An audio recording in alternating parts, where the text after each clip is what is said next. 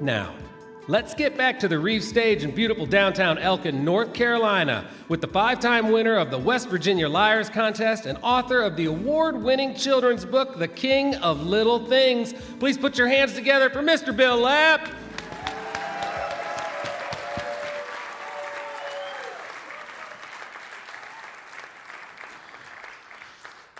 Thank you so much. I didn't have a Valentine's Day story until I was driving down here today, so here it goes.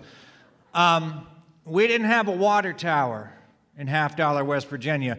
We had a water tank that was up on a hill, but it was surrounded by trees, so you couldn't really see it.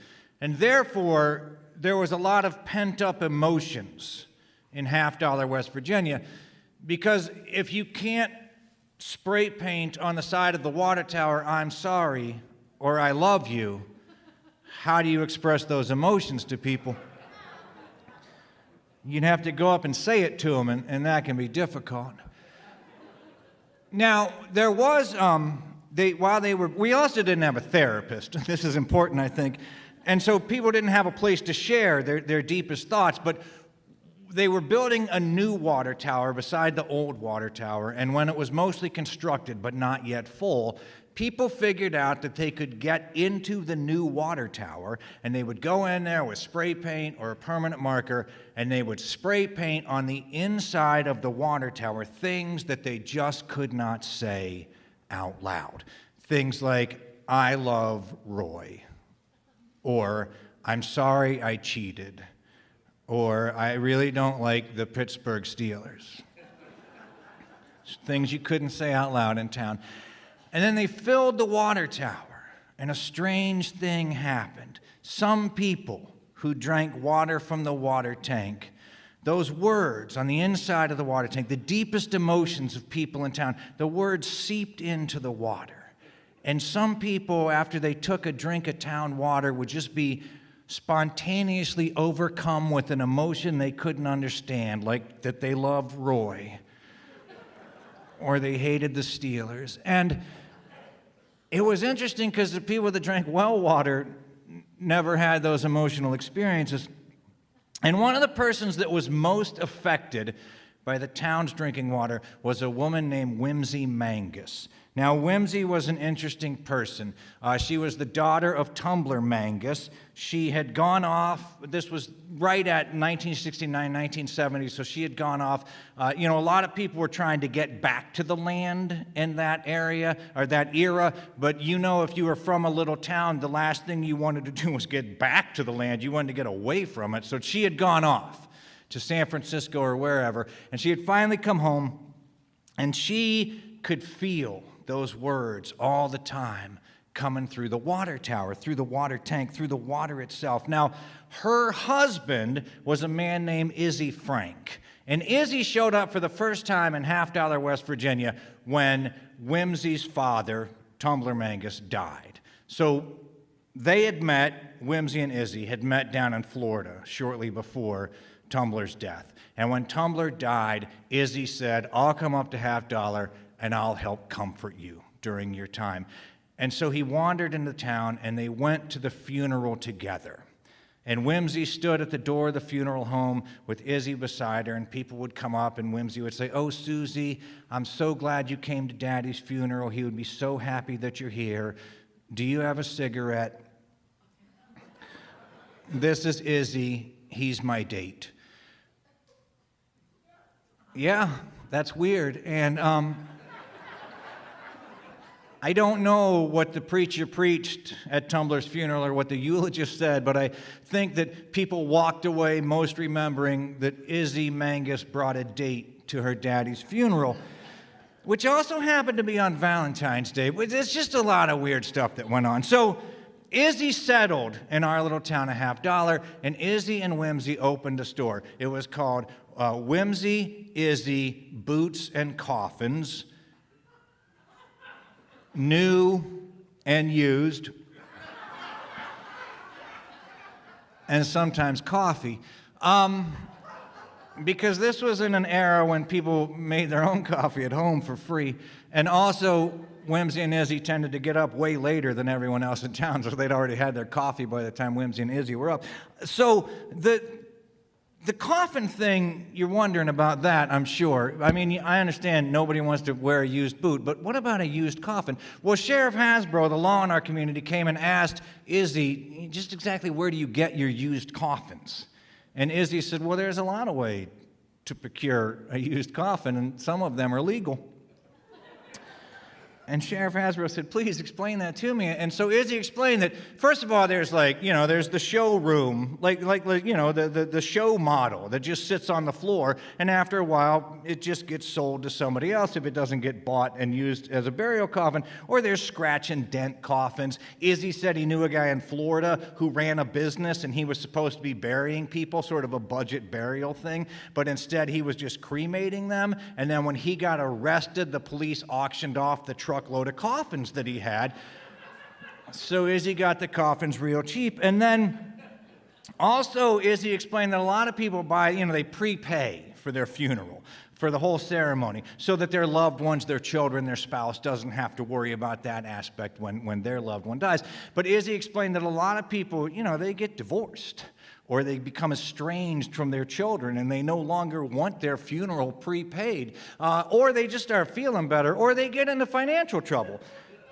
And then they would sell their prepaid funeral to whoever would buy it. And Izzy would buy these things for 50%. And then he'd sell them for, 25% more. That made a handy profit. Or he said, he'd give them as birthday gifts or Christmas gifts, whatever. And he said they always came with a coffin, and not only did they come with a coffin, but you got a little, the burial plot. And Izzy lived in Florida, and even back then, land was expensive.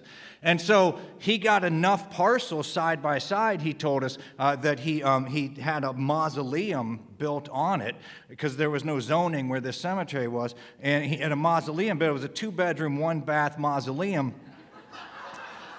And he called it his live-in memorial. And then, he said a lot of people get abducted, and then they don't need their coffin. And also, apparently, a lot of coffins come with a 30-day money-back guarantee. If your loved one decides before 30 days are up that they're not comfortable spending eternity in that coffin, they can turn it in for a model of equal or lesser value. This is the way Izzy thought. Izzy would also complain to Sheriff Hasbro all the time that airplanes flew over his house, and he wanted that to stop. And Sheriff Hasbro said, I can't stop airplanes flying over your house. That's basically considered a public highway. And Izzy said, no, I own the air rights over my house. And Sheriff Hasbro said, no, you don't. And Izzy said, I do. I own the mineral rights under my house. I own the air rights above my house. And Sheriff Hasbro said, look, Izzy, you don't. You might own the lower stratum, but that's only 2-3 stories up. After that, that's just public domain. He says, besides, what am I going to do? Stop one of the airplanes and give it a ticket? But that's how Izzy was. And at some point, Izzy and Whimsy got into some terrible argument. And all I really know about it is that Whimsy slashed 3 of the tires on Izzy's truck. And when he asked why, she said, because you cheated on me. And he said, no, I didn't. Why would you even think that? And she said, because I was drinking water, and I had this, it came to me, these words, I cheated on you, and I was looking at you, and she said it must have come from the water tank. And he said, honey, that water tank was here 10 years before I ever moved here, so it wasn't me. Well, they hadn't quite worked out their fight when Whimsy had to go to jail for a little while for totally unrelated circumstances. See, we only had one jail in Half Dollar, West Virginia, and when they built it way back in the whenevers, no one had ever considered that a woman might go to jail. So there was just one bathroom, and so you couldn't have female and male prisoners in there at the same time. So it was the women's jail from January to June, and then the men's jail from July through December. And if you got in trouble, you just have a suspended sentence. Sheriff Hasbro would expect you to show up. So she was in jail, and she was the only person in there And, you know, she didn't want any visitors, partly because we had this one church in town that took the whole go visit prisoners really serious. And so they would go and visit the prisoners. But when you're the only prisoner and there's church people coming in all the time and all they want to do is sit there and read you the Bible. I mean, Whimsy was thought to herself, I've read the Bible all the way through at least 3 times, numerous versions, King James, Gideon. She thought, if I've read it through 3 times, a 4th time isn't going to help. And so she refused all visitors because she didn't want Izzy coming either because she was still mad at him. And she was sitting out there in the exercise yard. It's just a little exercise yard. She was sitting on 3 tires. She had bought Izzy 3 new tires for Valentine's Day to say I'm sorry, but she'd had them shipped to the jail because that's where she was going to be on Valentine's Day. So she was out in the exercise yard, smoking a cigarette, sitting on 3 tires, just feeling bad for herself because nobody was coming to visit her. Now, Izzy knew that Whimsy loved balloons, and so he decided to get her a balloon for Valentine's Day. But she also liked balloons that weren't just, you know, oval shaped. She liked crazy-shaped balloons, and so he got her a heart-shaped balloon. But it wasn't a normal heart-shaped balloon. It was a hot air balloon, a giant heart-shaped hot air balloon, and she heard it before she saw it. She heard that hiss, that roar of the propane tank, and she looked over, and Izzy was coming over toward the jail in this hot air balloon, and he got just above the exercise yard, and he lowered down the rope, and she took it, and she tied it to those 3 tires as an anchor, and then Izzy lowered himself down into the exercise yard, and Whimsy got in the balloon, and they rose back up, and they were just there. And Tom, the deputy, came out, and he was screaming, jailbreak, jailbreak, jailbreak, and he had the shotgun, and he was getting ready to shoot the balloon. And Sheriff Hasbro came out, and he put the gun in, and he said, whoa, whoa, whoa, what are you doing, Tom? And he said, Whimsy's breaking out of jail. And Sheriff Hasbro said, no, doesn't look like it. They're staying right there. They're anchored to those 3 tires. And he said, but she's clearly out of the jail. Sheriff Hasbro said, no, they're still in the lower spectrum.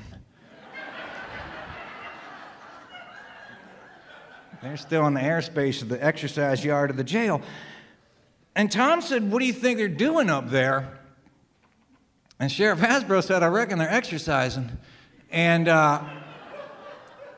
so I don't know where you're from, but in Half Dollar, West Virginia, where there is no water tower, nothing says I'm sorry or I love you more than 3 new tires and a heart-shaped hot air balloon.